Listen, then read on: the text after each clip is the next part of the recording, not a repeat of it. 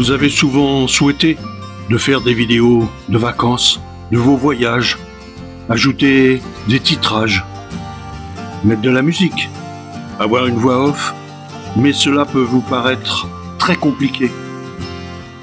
Je vais vous expliquer ce que j'utilise au quotidien pour pouvoir tourner des vidéos et surtout faire ces montages.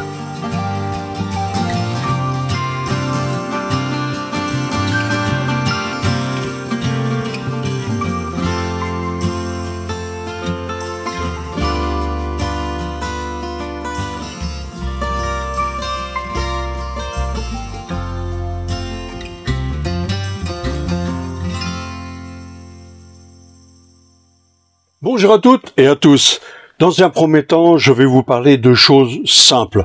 On va pas parler de drone, je vais pas vous parler de caméra 360, juste histoire de faire des images, faire de la vidéo avec du matériel très simple, tout en obtenant, je dirais, une qualité de montage qui n'est plus de l'ordre du traditionnel, voilà, avec une voix off, avec tout ça, et de manière à être en plus assez rapide, parce que c'est ça l'intérêt. Quand on filme tous les jours, c'est mon cas, je filme tous les jours, je peux pas attendre, je dirais le lendemain même, le surlendemain, pour monter les vidéos. Pourquoi? Parce que j'ai encore d'autres captations à faire, d'autres vidéos à faire. Première chose, ce qu'il faut savoir aussi, c'est que pour faire de la vidéo, j'en fais, je crois que j'ai dû commencer vers l'âge de 20 ans. J'en ai 68 aujourd'hui, vous voyez, ça fait un paquet de temps que je fais de la vidéo. Ce que je savais, c'est que quand je montais une vidéo, j'ai fait du journalisme. Quand je travaillais pour une chaîne télé, hein, je travaillais à Saint-Barth, voilà, pour rien vous cacher. Quand je montais une vidéo, en fait, pour avoir un reportage, il fallait compter minimum, une journée, voire 2 jours de montage. Donc une journée pour la captation, 1 jour, voire 2 pour le montage. Montage, habillage, toutes ces choses-là. On ne peut pas, ce n'est pas possible de passer autant de temps à faire ça, et c'est que c'est très compliqué. Il faut un ordinateur, il faut tout un tas de choses et du gros matériel. Aujourd'hui, on peut se passer de tout ça. Voilà où je veux en venir. Donc, qu'est-ce que j'ai pour faire mes vidéos? Ce que j'ai, c'est tout simplement une petite caméra.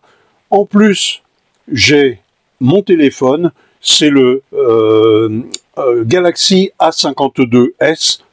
Il n'a rien d'exceptionnel, c'est un truc qui vaut 350 €. Je l'ai eu directement avec SFR. Vous voyez, donc c'est pas le téléphone à 1500 balles non plus. Donc ça, c'est complètement possible pour faire des vidéos, je dirais, de tous les jours, d'avoir vos images, vos tournages et surtout le montage le soir même. Ça, c'est important. Je vous disais, j'ai le drone, j'ai une caméra 360, j'ai tout ça, mais on va rester dans le simple. Que faut-il? Je vous ai dit, le téléphone, c'est un Samsung, c'est le A52s, qui fait d'excellentes images. Je suis en 1080, certes, c'est pas de la haute définition, enfin c'est de la haute définition, mais ça s'arrête à ça. Ce n'est pas de la 4K. Ça suffit largement. Bon nombre de vidéos sur YouTube et bon nombre de mes anciennes vidéos sont faites à partir de ça. Donc, c'est tout à fait possible. Ce qu'il faut savoir, c'est que lorsque je monte mes vidéos, je fais mon tournage, par exemple, dans la journée. Alors, il faut toujours avoir le matériel sur soi, c'est sûr, parce que il faut être, je dirais, à l'affût de l'image. En fait, ce qu'il faut, c'est constamment se dire, tiens, c'est joli ça, boum, et on prend, le minimum c'est 4-5 secondes d'image, minimum, voilà. On prend ces 4-5 secondes, on verra, on va les utiliser ou pas, peu importe. Et on va faire le montage. Une fois qu'on a fait le montage, il y a bien évidemment ce qu'on appelle le dérochage, mais plus on va s'affûter, je dirais, moins on aura de dérochage. En fait, le dérochage, c'est quoi? C'est éliminer tout ce que l'on a mal filmé quand on a bougé. Pareil aussi, on ne bouge pas, on évite de trop bouger sur de la vidéo. La vidéo en elle-même, elle bouge, c'est l'image qui bouge. Inutile de faire des mouvements dans tous les sens. Non, au contraire, on fait un mouvement, on arrête, on change de champ, on refilme, 5 secondes, 6 secondes, on arrête, et ainsi de suite. Et on évite de bouger, sinon ça fait une image où on a plus mal au cœur, je dirais, qu'autre chose. Et là, je parle uniquement d'images qui sont faites avec un téléphone. Alors, ce téléphone, je l'ai toujours sur moi. Quand je me promène, que je sois en camping-car, à pied, à cheval, en vélo, peu importe, je l'ai toujours sur moi. Et j'ai aussi, et c'est là toute la chose, j'ai cette petite caméra, c'est la Go 2 en fait. J'ai pas toutes ces caméras, les GoPro, toutes ces choses-là, non, non, non, non. J'ai des caméras toutes simples, elle fait 22 grammes cette petite caméra, elle filme en 4K, ce qui est très bien parce qu'en fait, l'avantage qu'il y a, en plus, on peut filmer même sous l'eau. J'ai même fait une vidéo sur le lac de Villefort, je crois, vidéo sous-marine avec cette caméra parce qu'elle va jusqu'à 5 mètres sous l'eau. Croyez-moi, c'est largement suffisant. Donc, cette caméra petite, je l'ai ici magnétique, je vous montre sur la vidéo. Cette caméra, elle est toute petite, on peut la mettre carrément sur un aimant, on peut la mettre au cou avec le collier qui est prévu pour, et ça permet d'avoir tout de suite des images de grande qualité avec, je dirais, toute l'aisance que l'on peut avoir sur ce genre de petite caméra. Pourquoi? Parce que déjà elle est très furtive, on la voit quasiment pas. Comme on dit, faire des caméras cachées, vous pouvez vous promener dans des endroits sans problème, on ne la remarque quasiment pas, cette caméra. Et c'est pour ça que je l'ai prise. En plus, elle offre tout un tas de possibilités de jonglerie, je dirais, d'images. Voilà, ça c'est hyper important. Donc deux choses, avoir cette caméra toujours sur soi, que ce soit la 360, l'Insta 360, la Go 2, ou que ce soit votre téléphone, parce que votre téléphone fait de très belles images, d'accord? Après, on va capter, voilà, on va attraper des images à droite, à gauche. Surtout, ce qui est important, c'est de faire des plans rapprochés, une branche, voilà, avoir toujours un contre-champ, avoir toujours un fond d'image. Quand on a un personnage, si on peut avoir un fond d'image un peu flouté, c'est parfait. Voilà, ça c'est ça c'est l'œil, je dirais, qui offre ça. On va pas filmer les gens, par exemple, quand ils sont dos au soleil. Vous êtes vous face au soleil et vous filmez la personne en contre-jour. Là aussi, c'est pas bon. Voilà. Donc ce genre de choses permet d'obtenir des images. Et en fait, la clé d'une vidéo, quelle qu'elle soit, au départ, c'est l'image. Donc il faut essayer de capter des images propres, correctes. J'irais dire de qualité, j'entends de qualité technique. Avoir de la 4K, c'est quand même beaucoup mieux que du 1080 ou du 700, c'est même pas la peine. Mais voilà, même si on a du 1080, on peut faire de très belles images, on peut arriver à quelque chose d'assez correct, je dis bien d'assez correct, mais surtout c'est de pouvoir faire ça et le filmer à la fin de sa journée. On est au repos, au calme dans son camping-car, et là on fait le montage. Une fois qu'on a terminé le montage, que fait-on? Eh bien, il suffit simplement de le mettre de côté, on le finalise, je dirais, et à partir de ce moment-là, on n'est pas obligé même de mettre le son et la voix off. Non, non. On peut simplement, à partir de ce moment-là, finaliser, on garde ce bout de film, d'accord? Et tous les rushs qui servent à rien, on peut les retirer ou les envoyer directement sur une carte micro SD, ce que j'ai aussi, qui me permet de stocker toutes ces images-là et de pouvoir les reprendre par la suite. Voilà, ça c'est hyper important. Je parlerai plus tard du drone, je parlerai aussi de mon matériel en détail. Je filme, à présent, j'ai décidé de faire des films en 4K. Voilà. Pourquoi? Tout simplement parce que ce sont les statistiques qui donnent ça. YouTube me dit que énormément de personnes regardent mes vidéos sur leur téléviseur, directement. Alors, c'est très bien, ça, je vais dire que ça me réjouit, pas plus, pas moins, mais ce que ça veut dire, c'est que la qualité, en ce cas, de l'image, donc, je me suis dirigé sur ce format, je dirais, de vidéo. Voilà. C'est pour ça qu'aujourd'hui, vous avez vu cette nouvelle intro, c'est bon. J'essaie de faire au mieux. C'est pour 2024, je vais essayer de finaliser. Là, pour l'instant, en fait, ce que je fais, c'est juste je cherche différentes choses que je peux amener, le côté facile, et je reviendrai là-dessus, puisque vous m'avez demandé de vous parler donc de mes montages vidéo, je vais essayer d'amener ce côté facile, pratique, et surtout c'est d'avoir un film de votre journée, terminé dans la journée. Ça, c'est hyper important. Mes films sont souvent montés dans l'après-midi, enfin du matin, dans la journée, ça dépend du film. Hein. Si c'est une visite, il va y avoir la promenade en camping-car, il va y avoir tout ça. Ça va être filmé dans la journée, mais mon montage proprement dit, je vais mettre, allez, 2 heures pour le plus complexe, je vais mettre 2 heures pour le montage. Ça, c'est énorme. La finalisation, ça, c'est la machine qui le fait. Là, c'est encore autre chose, mais la finalisation, c'est une demi-heure. Voilà, sur YouTube. Bah là, ça, c'est fonction d'Internet, bien évidemment. Si on a la DSL, ça va moins vite que si l'on a la fibre. Voilà. Les musiques aussi, c'est pareil. Je vais, comme je suis sur YouTube, je vais dans YouTube Studio, ça se fait directement sur le web, pas sur l'application, et on a accès à tout un tas de musiques. Il suffit d'aller dans musique, simplement, en bas.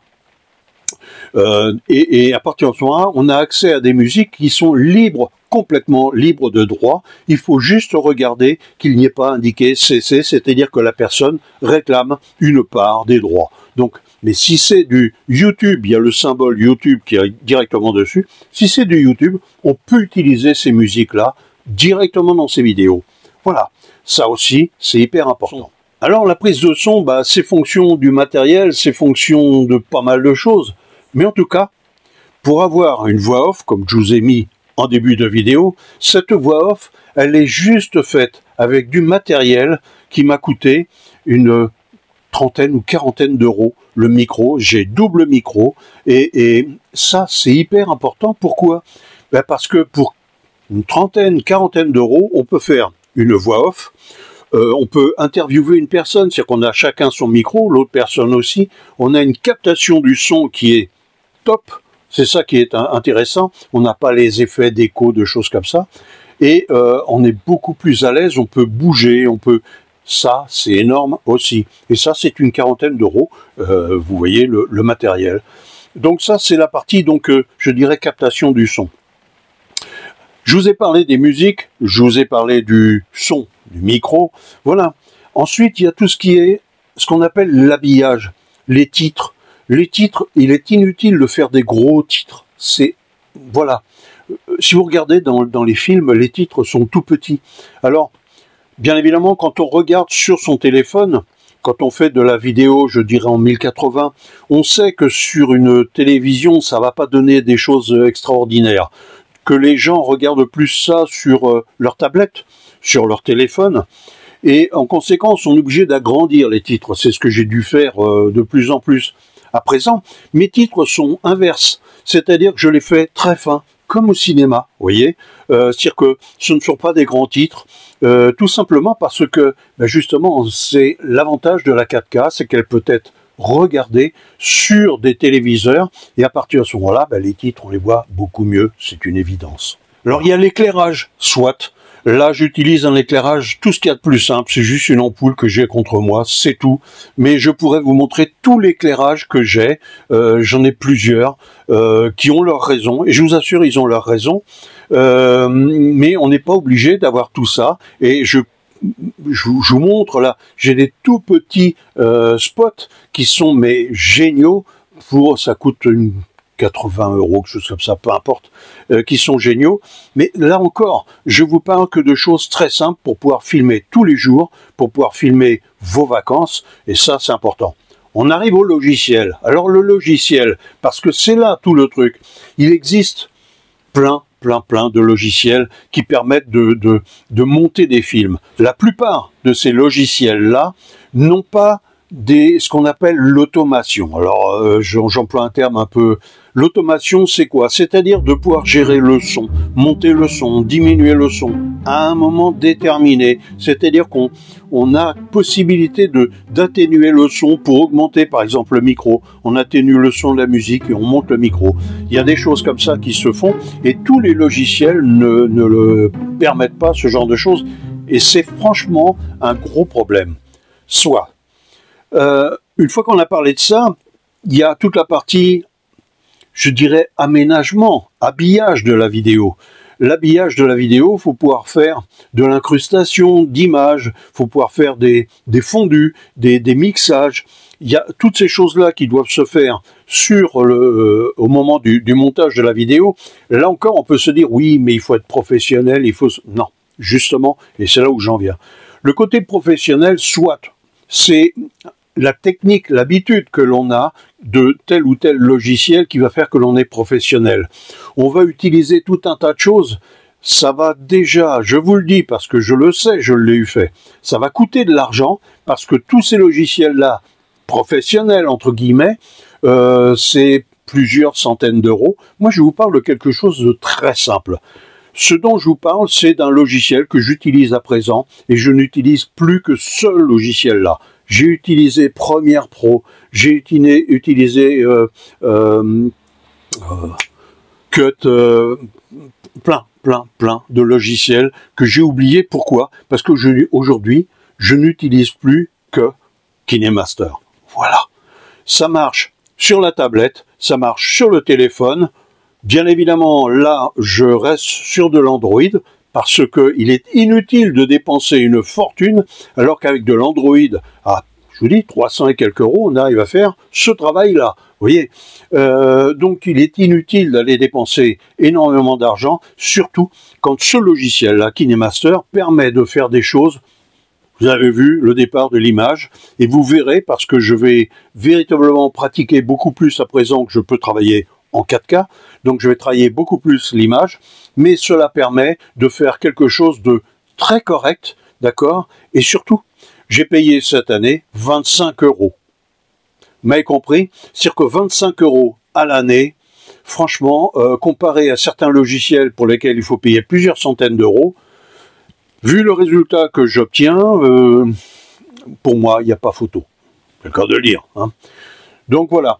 J'utilise principalement la vidéo, très peu la photo, parce que je préfère la vidéo. On a le son, on a le mouvement, on ressent les personnes, c'est vivant, je dirais simplement, la vidéo.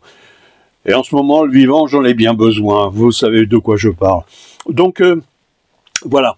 Je parlerai plus tard, parce qu'en fait, cette vidéo s'est faite parce que beaucoup de gens m'ont demandé de leur expliquer un petit peu comment je faisais et comment c'était possible. J'ai rencontré des gens qui étaient dans la vidéo et qui n'ont pas trop compris le pourquoi du comment, c'est-à-dire de comment je pouvais, en 1h30, 2 heures, faire le montage, par exemple, de ce que vous voyez là en ce moment. Je vais le faire en 1h30, 2 heures, pas plus, et d'une facilité véritablement, c'en est déconcertant. Voilà.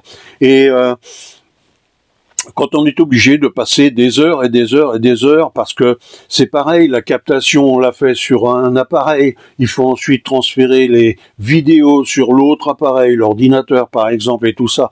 Tous ces transferts-là, toutes ces choses-là font que c'est de la manipulation, c'est de la perte de temps pour un résultat qui n'est pas plus, pas moins.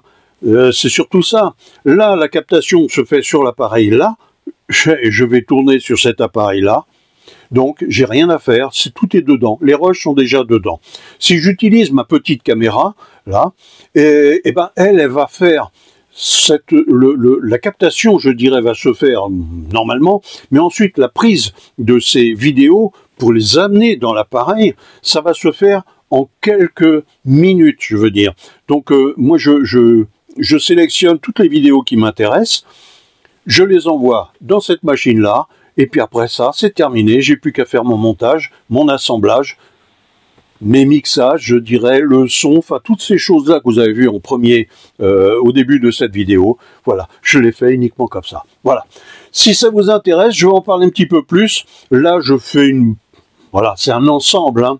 Mais je vous parlerai un petit peu plus de tel ou tel appareil. Dites-moi simplement si ça vous intéresse que je parle, par exemple, de mon Insta Lago 2, j'ai une X3, c'est une caméra 360.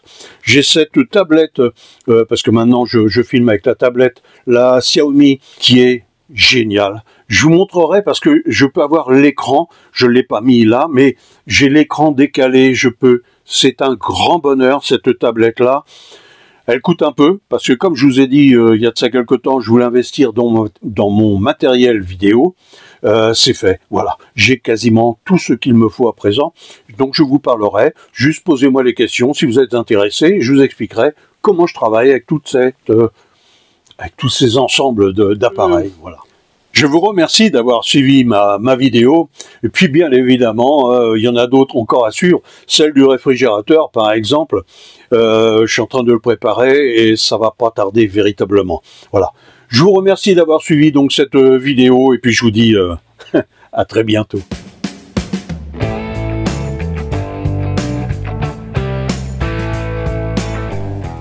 Si cette vidéo vous a plu, likez, et puis abonnez-vous pour la prochaine. Allez, à bientôt.